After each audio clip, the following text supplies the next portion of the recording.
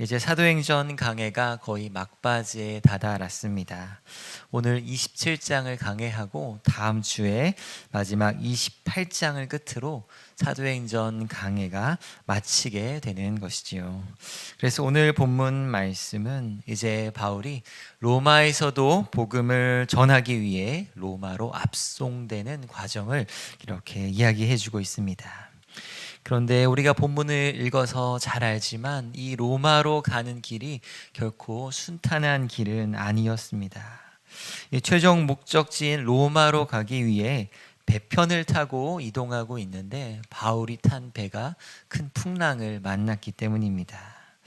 그러나 이 큰 풍랑 가운데서도 하나님께서 어떻게 바울과 함께 하셨고 또 역사하시는지를 오늘 말씀을 통해 은혜를 나누려고 합니다. 첫 번째로 우리는 바울처럼 우리 인생에서도 이렇게 큰 풍랑을 만날 수가 있습니다.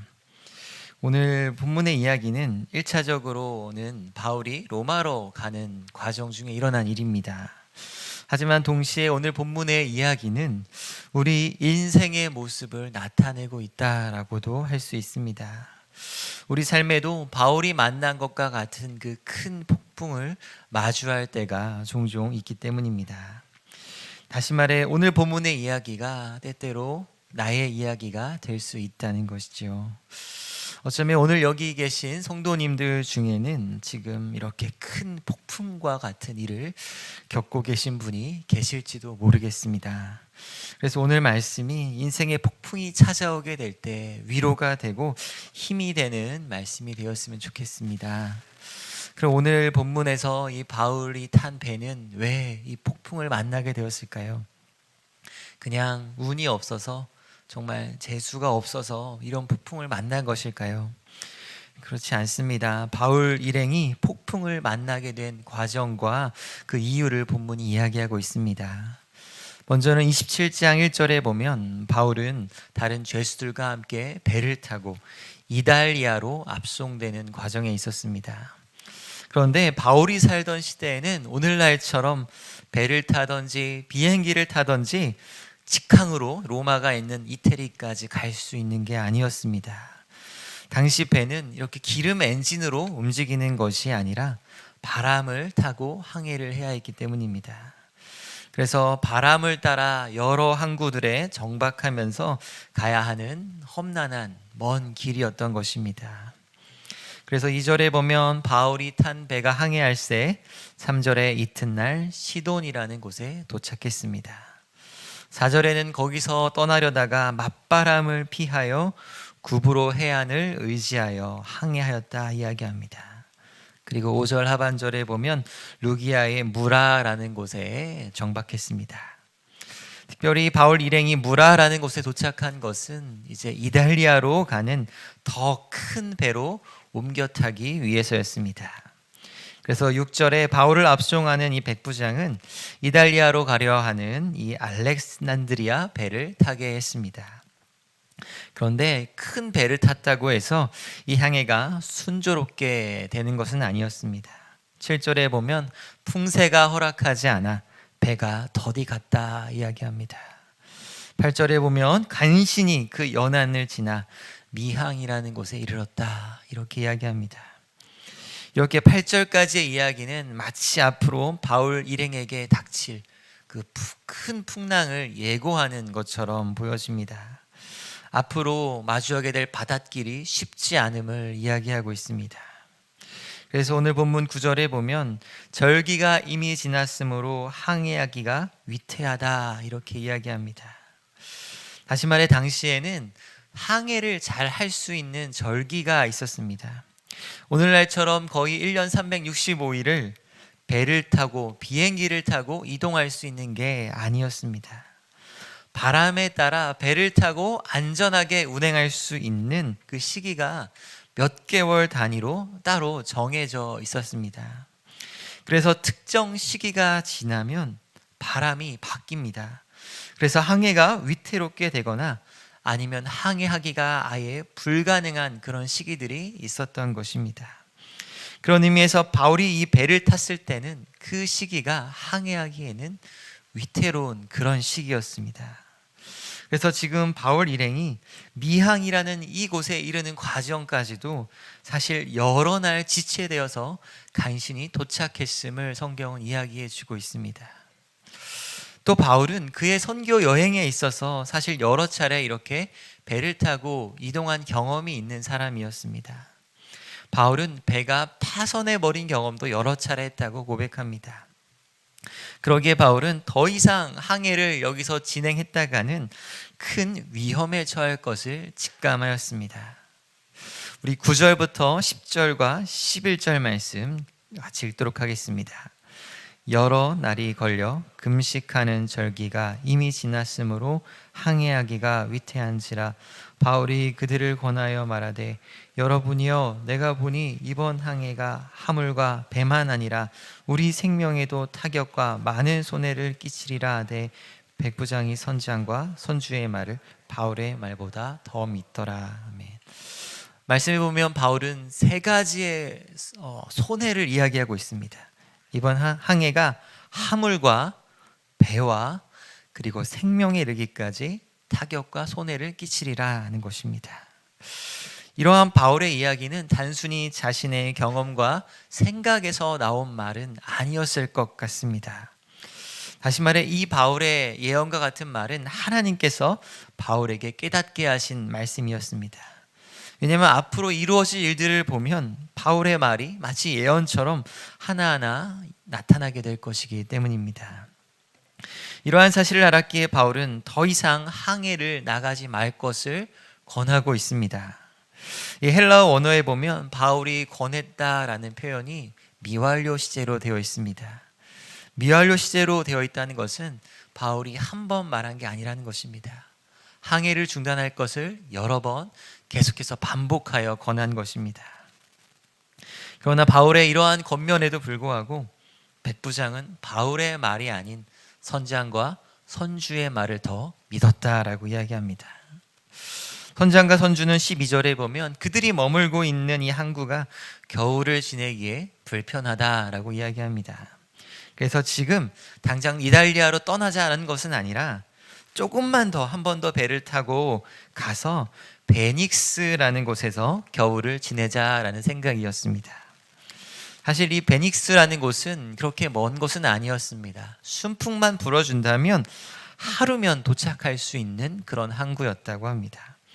그래서 12절 중반절에 보면 이 베닉스로 가자는 사람들의 여론이 더 많았던 것을 알 수 있습니다. 특별히 13절에 보면 그들을 도와주는 남풍까지 이렇게 순하게 불었습니다. 그러기에 더욱 의기양양하게 바울의 말을 무시하고 항해를 시작했을 것입니다. 그런데 문제는 14절에 시작됩니다. 얼마 안 돼요. 섬 가운데로부터 유라굴로라는 광풍이 크게 일어난 것입니다. 이 유라굴로라는 말의 뜻은 북서풍을 의미하는 말입니다. 바울 일행의 배가 북서쪽으로 가야 하는데 정면에서 바람이 불어오고 있는 것입니다. 그래서 배는 더 이상 나아가지도 못하고 바람에 쫓겨가기 시작했습니다. 그리고 18절과 19절에 보면 바울이 앞서 했었던 그 예언과 같은 말이 하나하나 이루어지는 것을 알 수 있습니다. 사공들은 이튿날 짐을 바다에 버렸습니다. 그리고 사흘째 되는 날에는 배의 기구까지 내다 버렸습니다. 이 모두가 배가 침몰되지 않기 위해 취한 조치들이었습니다. 물을 먹어 무거워진 그 짐들을 계속 싣고 다니다가는 배가 가라앉을 수 있기 때문입니다. 사공들은 배를 최대한 가볍게 만들기 위해서, 그래서 높은 파도에 배가 뒤집히지 않게 하기 위해서 이렇게 모든 짐들을 배의 기구까지 버렸습니다. 하지만 사공들의 이런 노력에도 불구하고 그 노력이 별 효과가 없었던 것 같습니다. 20절에 보면 이제 큰 풍랑 가운데 나침반의 역할을 하게 되는 해도 별도 여러 날 보이지 않게 되었습니다. 그러자 배에 탄 사람들은 이제 구원의 여망마저 사라졌습니다. 이제 다 죽게 되었구나 싶은 것입니다. 정말 바울이 말한 대로 하나하나 이루어져 가고 있었던 것입니다. 많은 수화물을 버리게 되었고요. 배도 이제 손상되게 되었고요. 이제 나머지는 생명의 타격을 입게 될 상황이었습니다. 사랑하는 제2가족 여러분, 바울이 탄 이 배에 왜 이런 일이 일어난 것입니까? 일찍이 바울을 통해 하나님께서 계속해서 경고하신 그 말씀에 귀 기울이지 않았기 때문입니다. 사람들은 바울의 말을 통한 그 하나님의 경고와 뜻보다는 그들의 명철을 의지했습니다. 바울의 말을 듣는 것보다, 하나님의 음성을 듣는 것보다 선장과 선주의 말대로 하는 것이 그들에게는 더 합리적이고 더 이익이며 더 많은 사람들이 그것을 지지했기 때문입니다. 다시 말해 이들이 큰 어려움에 빠진 것은 스스로 어리석은 선택을 했기 때문이었습니다. 그래서 바울도 21절에 그 가운데 서서 이렇게 이야기합니다. 여러분이여 내 말을 듣고 글에 대해서 떠나지 아니하여 이 타격과 손상을 면하였더라면 좋을 뻔하였느니라는 것입니다. 그렇습니다. 우리 인생에도 이런 순간들이 있습니다. 하나님께서 아니라고, 거기로 가지 말라고 계속해서 말씀해 주셨는데 내가 그것을 듣지 않아서, 순종하지 않아서 겪게 되는 풍랑들이 있습니다. 내가 하나님의 뜻을 진지하게 묻지 않고 내 명철과 지혜를 의지했다가 만나게 되는 풍랑들이 있습니다. 이런 순간에 우리는 무엇을 어떻게 해야 될까요? 하나님은 풍랑을 만나 우리를 어떻게 도와주실 수 있으실까요? 네, 두 번째로 우리에게 평안을 주시는 하나님을 붙드시기 바랍니다. 우리 22절부터 25절까지 말씀을 함께 읽겠습니다. 내가 너희를 권하노니 이제는 안심하라. 너희 중 아무도 생명에는 아무런 손상이 없겠고 오직 배뿐이리라. 내가 속한 바 곧 내가 섬기는 하나님의 사자가 어젯밤에 내 곁에 서서 말하되 바울아 두려워하지 말라. 내가 가이사 앞에 서야 하겠고 또 하나님께서 너와 함께 항해하는 자를 다 내게 주셨다 하였으니 그러므로 여러분이여 안심하라. 나는 내게 말씀하신 그대로 되리라고 하나님을 믿노라. 아멘. 바울은 배에 탄 사람들을 향해 다시 한번 권면하며 이야기합니다. 이제는 안심하라는 것입니다. 왜냐하면 아무도 생명에는 손상이 없을 것이기 때문이라는 것입니다. 사랑하는 제2가족 여러분, 지금 구원의 여망마저 다 사라져버려서 다 죽게 된 사람들에게 바울이 뭘 믿고 안심하라라고 이야기하는 것일까요? 바울은 전날 밤에 그가 섬기는 하나님의 사자를 만났기 때문입니다. 하나님의 사자가 바울에게 나타나서 바울아 두려워하지 말아라. 내가 가이사 앞에 서야 하겠고 또 하나님께서 너와 함께 항해하는 자를 다 내게 주셨다라고 말씀해 주셨기 때문입니다. 그러기에 바울은 배에 탄 모든 사람들을 향해 여러분이여 안심하라 라고 담대하게 말할 수 있었던 것입니다. 바울은 그에게 말씀하신 그대로 되리라고 하신 하나님을 신뢰했기 때문입니다. 다시요, 바울이 지금 사람들에게 안심하라 라고 말한 것은 지금 파도가 젖어들고 있고 바람이 멎어들고 있어서가 아닙니다. 그런 안정된 환경을 바라보면서 이제 안심해도 됩니다 라고 한 것이 아닙니다. 그와 함께 하시는 하나님을 신뢰함으로 인해 안심해도 된다라고 말씀하고 있습니다. 그래서 오늘 본문에 보면 바울이 안심하라 라고 했다고 해서 곧바로 그 풍랑이 잦아든 것은 아님을 알 수 있습니다. 바울이 안심하라 라고 했음에도 불구하고 27절에 보면 배는 열 나흘째 표류하고 있었습니다. 아드리아 바다에서 바람에 따라 배가 이리저리 쫓겨 다녔습니다. 다시 말해 안심하라라는 응답을 받았다고 해서 당장의 상황이 바뀐 것은 조금 더 없었다는 것입니다. 그러나 바울은 그 가운데 평안함을 가지고 담대한 모습으로 276명이나 되는 사람들을 지휘하기 시작했습니다. 바울은 30절에 도망하고자 하는 사공들을 제지했습니다. 33절에는 사람들에게 음식을 먹기를 권합니다. 그러면서 34절에 바울은 너희 중 머리카락 하나라도 잃을 자가 없으리라 라고 선포합니다. 바울이 이렇게 담대하게 말할 수 있었던 것은 그의 마음 가운데는 이 모든 상황을 초월한 평안함이 있었기 때문입니다. 당장 눈앞에 펼쳐진 풍랑이라는 환경을 보고 두려워하는 것이 아니라 그를 붙드시고 살리시고 로마에서 복음을 전하게 하실 하나님을 신뢰했기 때문입니다. 사랑하는 제2가족 여러분, 하나님께서는 우리가 인생의 풍랑을 만날 때 이런 방식으로 우리를 인도하십니다. 다시 말해 우리가 문제를 가지고 하나님께 구하면 하나님은 그 문제를 즉각 해결해 주지 않으실 때가 많습니다. 먼저 하나님께서 하시는 일은 우리 마음에 평안을 주시는 것입니다.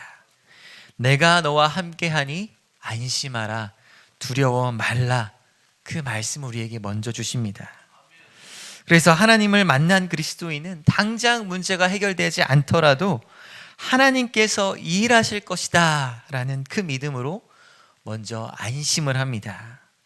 그리고 나서 그 평안 가운데 하나님께서 역사하실 것을 기대하며 기다리는 것입니다. 다시 말해 하나님은 우리의 상황과 문제가 해결됐기 때문에 우리를 평안하게 만드시는 것이 아닙니다. 먼저 우리에게 하나님의 존재가 있음을 가르쳐 주신 다음에 평안하라 라고 말씀하십니다. 그리고 나서 모든 폭풍을 잠잠케 하시고 문제를 해결해 주시는 것입니다. 하나님께서 종종 그렇게 하시는 이유가 있습니다.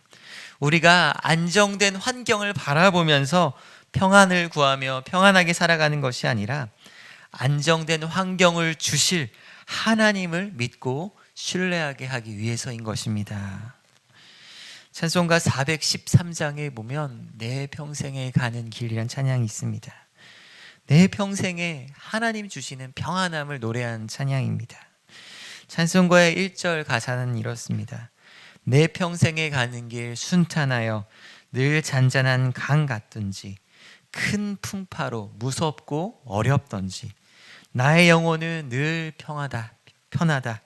내 영혼 평안해, 내 영혼 평안해. 찬양 가사에서 보면 내 인생이 순탄하던지 큰 풍파로 무섭던지 어렵던지 이 환경에 상관없이 내 영혼이 평안하다 이렇게 노래하는 이유가 무엇입니까? 그 이유가 2절과 3절과 4절에 나와 있습니다. 2절 가사에 보면 내 상황이 풍파로 무섭고 어렵던 것을 넘어서 아예 이 마귀가 우리를 삼키려고 입 벌리고 달려온다 이렇게 고백합니다. 그런데도요 내 영혼은 평안하다 이렇게 고백합니다.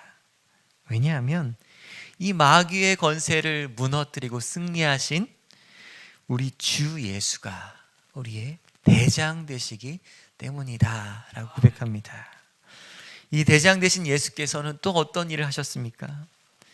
이 찬송가 가사 3절에 보면 내가 지은 죄가 주홍빛 같더라도 십자가 피로써 다 씻으사 흰 눈보다 정하게 하여 주신 분입니다.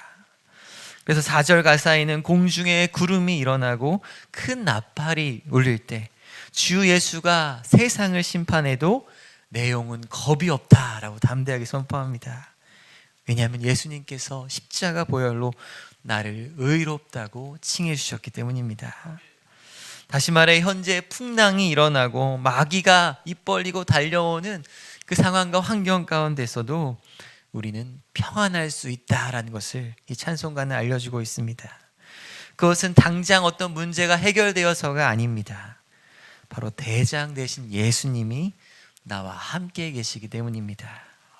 대장 되신 예수님이 함께 계시기에 끝내 싸워서 이기리라 이 확신을 가질 수가 있는 것입니다. 그러므로 우리의 모든 풍랑과 어려움 가운데 찾아오셔서 두려워하지 말라, 내니 안심하라, 평안하라 이 말씀하신 대장 되신 주님의 음성에 귀 기울이시기 바랍니다. 우리가 기도하는 가운데 또 말씀을 읽는 가운데 또 설교를 듣는 가운데 주님께서 우리에게 내가 너와 함께 하겠다, 내가 너를 붙들고 있다 이 말씀하시는 그분을 만나시기 바랍니다. 그래서 세상이 줄 수 없는 평안을 누리는 저 여러분 되시기를 축원드립니다. 자, 세 번째로 하나님은 모든 것을 합력하여 선을 이루시는 분이십니다. 오늘 말씀해 보면 바울에 대해서 역전이 일어난 것을 알 수 있습니다. 처음에는 이 바울의 말을 그 누구도 귀담아 듣지 않았습니다. 바울의 말을 무시했습니다. 하지만 이 광풍을 만나면서 바울이 처음에 했던 말들이 하나하나 현실에서 이루어지는 것들을 사람들이 바라보게 되었습니다. 그러자 사람들은 바울의 말에 귀를 기울이기 시작했습니다. 그래서 이제 안심하라라는 그 바울의 말에 의지하여 바울이 시키는 대로 하나하나 사람들이 순종하기 시작했습니다. 다시 말해 사람들은 처음에는 그들이 바울의 말을 무시함으로 바울의 말에 불순종함으로 풍랑을 만나게 된 것은 사실이었습니다. 하지만 그 모든 일을 통해서 정말 바울이 하나님의 사람이구나, 이것을 깨닫게 된 것입니다. 하나님께서 모든 것을 다스리는 분이시고 그런 하나님을 증거하는 바울이 죄가 없는 사람임을 이 풍랑을 통해 알게 된 것입니다. 그래서 처음에 바울의 말을 무시하고 항해를 시작한 것은 그들의 실수였지만 그 실패와 그 실수를 통해서 하나님의 살아계심을 경험하는 통로가 된 것입니다. 이런 말이 있습니다. 하나님께서는 우리의 죄를 이용하셔서 은혜를 베푸신다는 말입니다. 이것이 무슨 말입니까? 우리가 연약해서 죄 짓고 넘어질 때가 있습니다. 하지만 하나님은 그러한 우리의 죄까지도 사용하셔서 우리에게 은혜를 베푸시는 통로로 사용하신다는 것입니다. 하나님은 모든 일에 합력하여 선을 이루시는 하나님이시기 때문입니다. 그래서 하나님께서 일하시는 이 모든 일 가운데는 우리의 실수와 실패까지도 포함하는 일들입니다. 그래서 우리 인생 가운데 내가 어리석은 결정으로, 어리석은 선택을 함으로 인해 풍랑을 만나게 되었어도 괜찮습니다. 우리를 풍랑에서 건져주실 하나님이 계시기 때문입니다. 무엇보다 그분은 우리를 풍랑에서 건져주실 뿐만 아니라 합력하여 선을 이루어 주실 것입니다. 하나님은 왜 이렇게 내 실수와 내 죄에도 불구하고 모든 일에 선을 이루어 주시는 것일까요? 그분은 선하신 하나님이시기 때문입니다. 그분이 우리를 사랑하시기 때문입니다. 그래서 때로는 내 실수나 죄 때문에 풍랑을 만날 수 있지만 때로는 내 실수와 죄가 아닌데도 인생의 풍랑을 만날 때가 있습니다. 하나님이 모든 것을 다스린다고 하셨는데 내 삶에 왜 이런 풍랑을 만나게 하셨는지, 왜 내게 이런 고통을 허락하셨는지 그 이유를 나의 지혜로는 다 알 수 없을 때가 있습니다. 그래서 정말 답답할 때가 있습니다. 하나님 살아계신지 묻고 싶을 때가 있습니다. 그러나 그때 기억할 한 가지 분명한 사실이 있습니다. 하나님은 선하시며 그분은 우리를 사랑하신다는 사실입니다. 그분이 우리를 사랑하시기에 가장 사랑하시는 아들을 십자가에 피 흘려 죽기까지 내어 주셨다는 사실입니다. 그렇게 우리를 사랑하신 하나님께서 우리 삶을 붙들고 계시며 섭리하고 계신다는 사실입니다. 그래서 하이델베르크 요리문답 1문을 보면 그 1문이 이렇게 시작합니다. 사나 죽으나 당신의 유일한 위로는 무엇입니까? 답은 이것입니다. 사나 죽으나 나는 나의 것이 아니요 몸도 영혼도 나의 신실한 구주 예수 그리스도의 것입니다. 그리스도께서는 그의 보혈로 나의 모든 죄값을 완전히 치르고 나를 마귀의 모든 권세에서 해방하셨습니다. 또한 하늘에 계신 나의 아버지의 뜻이 아니면 머리털 하나도 땅에 떨어지지 않도록 나를 보호하시며 참으로 모든 것을 합력하여 나의 구원을 이루도록 하십니다. 그러함으로 그의 성령으로 그분은 나에게 영생을 확신시켜 주시고 이제부터는 마음을 다하여 즐거이 그리고 신속히 그를 위해 살도록 하십니다. 이 하이델베르크 요리 문답에서처럼 사나 죽으나 우리의 유일한 위로이며 희망은 바로 내가 그리스도께 속한 것이라는 그 사실에서 나오는 것입니다. 그래서 그리스도는, 그 하나님은 하늘 아버지의 뜻이 아니면 머리털 하나도 땅에 떨어지지 않도록 나를 보호하시고 인도하시는 분이십니다. 그분은 참으로 모든 것을 합력하여 나의 구원을 이루어 가시는 분이십니다. 그러므로 내가 진정으로 그 선하신 하나님께 속했음을 신뢰한다면, 믿는다면 우리는 어떤 풍랑의 상황 가운데서도 위안을 얻을 수 있습니다. 소망을 가질 수 있습니다. 세상이 줄 수 없는 평안을 누릴 수 있는 것입니다.